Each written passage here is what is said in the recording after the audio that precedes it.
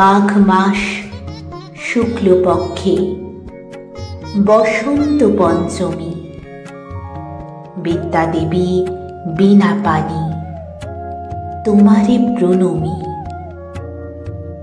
হংসযুক্ত রথ পরে চড়িয়া বিমানে আবির্ভূতা হন দেবী এই ধরাধামে। আমার কণ্ঠেতে মাগো দেহ তব সুর, যে সুরে জেনেছ মাগো ঊর্ধ্ব সুরপুর।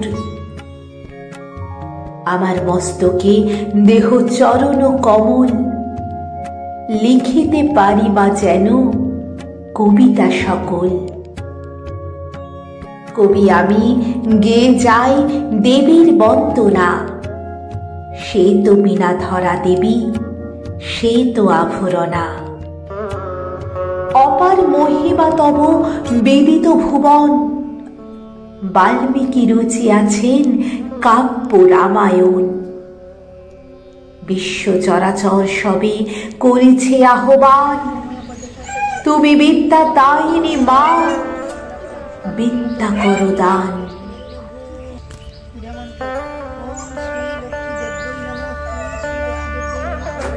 নমস্কার বন্ধুরা, চাইনিজ ভয়েসে আপনাদের সকলকে জানাই স্বাগতম। ভিডিওটা শুরুর দিকটা দেখে আপনারা বুঝতে পারছেন যে এটা সরস্বতী পুজোর ভিডিও, কিন্তু আমি এটা এখন আপলোড করছি কারণ অনেকটা দিন কেটে গেছে ঠিকই, আসলে আমি নানা রকম কাজের মধ্যে ছিলাম বলে আমি আর কি ভিডিওটা এডিট করে উঠতে পারিনি, সেই জন্য আজকে এটা এডিট করলাম আর তাই আজকে আপলোড করছি। তো সরস্বতী পুজো আমাদের বেশ ভালোই কেটেছে।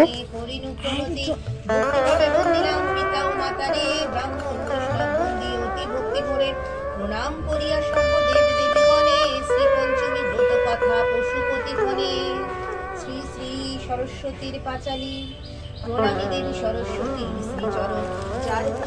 সকাল সকাল আমরা স্নান টান সেরে পুজোর জন্য রেডি হয়ে গিয়েছিলাম। আমাদের বাড়িতে প্রত্যেক বছর, মানে আমি সেই ছোট থেকে আমি আমাদের বাড়ির পুজোর পুরোহিত, মানে আমি পুজো করি আমাদের বাড়িতে।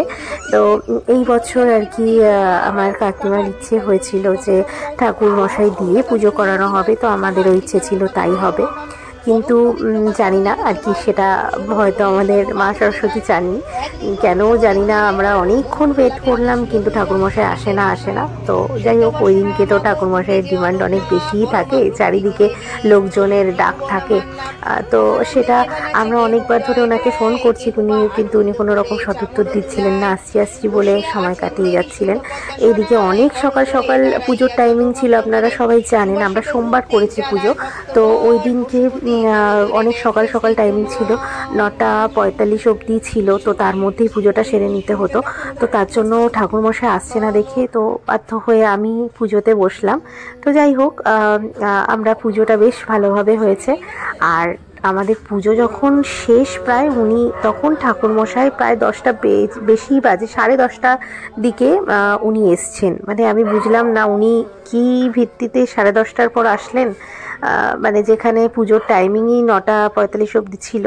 তবে কি বলো তো, আমাদের সরস্বতী পুজো কখনোই মানে ঠাকুরমশাইদের ডেকে হয় না পুজো।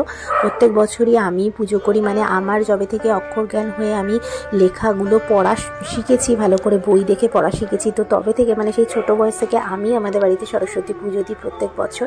তো এবছর ভাবা হয়েছিল ঠাকুরমশাই দিয়ে, বাট হলো না পুজো সেটা ওনাকে দিয়ে।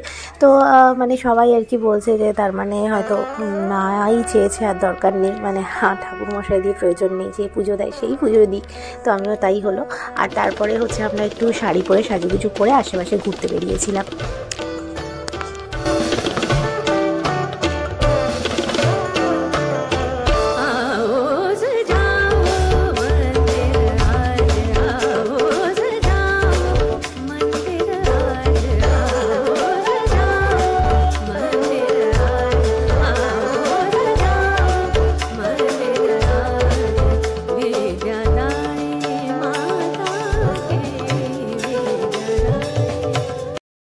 প্রিয় হয়ে যাওয়ার পর সাজুগুজু করে আমি আর বোন বেরিয়ে পড়েছি ঘুরু করার জন্য। খুব একটা দূরে কোথাও না, আশেপাশে কয়েকটা জায়গায় যাওয়ার ইচ্ছা আছে স্কুলগুলোতে। এই যে আমার ঢঙি বুনু, তো দুজনে মিলে একটু বেরিয়েছি। আগেরবার তোষা ছিল, বাট এবার তোষা যেতে পারছে না, মানে তোষা স্কুলে যেতে হয়েছে। ওদের আজকে ফেয়ারওয়েল দেবে, কারণ এবার তো ওই পুজোটা তো দুদিন করে পড়েছে, মানে এদিক ওদিক করে, তো সেই কারণে ওদের স্কুলে তো পুজো কালকে হয়ে গেছে, আর আজকে ওদের ফেয়ারওয়েল রয়েছে। ও তো এবার এইচএস দিচ্ছে, তো সেই জন্য এবার আর আমার সঙ্গে নেই, এখন স্কুলে গেছে।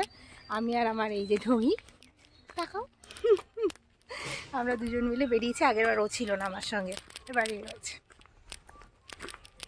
এমনিতে আমার শাড়ি খুব একটা পরা হয় না, ভালোই লাগে শাড়ি, বাট খুব একটা পরা হয় না। তবে সরস্বতী পুজোর দিন শাড়ি না পরলে আমার মনে হয় যেন সাজটা কোথাও একটা গিয়ে ইনকমপ্লিট লাগছে। সেই ছোট থেকে শাড়ি পরি সরস্বতী পুজোর সময়, আর এখনও যখন বেরোই ছোট্ট ছোট্ট বাচ্চারা শাড়ি পরে, কত সুন্দর দেখতে লাগে তাদেরকে। আর এই যে দুই বোন মিলে শাড়ি পরে বেরিয়ে পড়েছে। এই যে ওই বোনের লুকটা আর আমার লুকটাও আমি দেখাচ্ছি।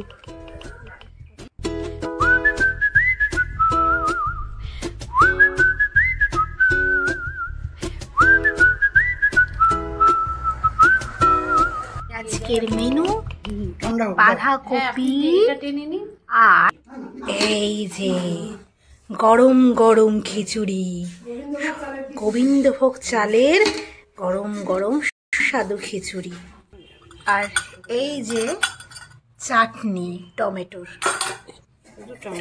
খেজুর, আমসত্ত্ব। দুটো আলাদা করে রাখা, কারণ ওটা হচ্ছে সুগারের মানুষদের জন্য।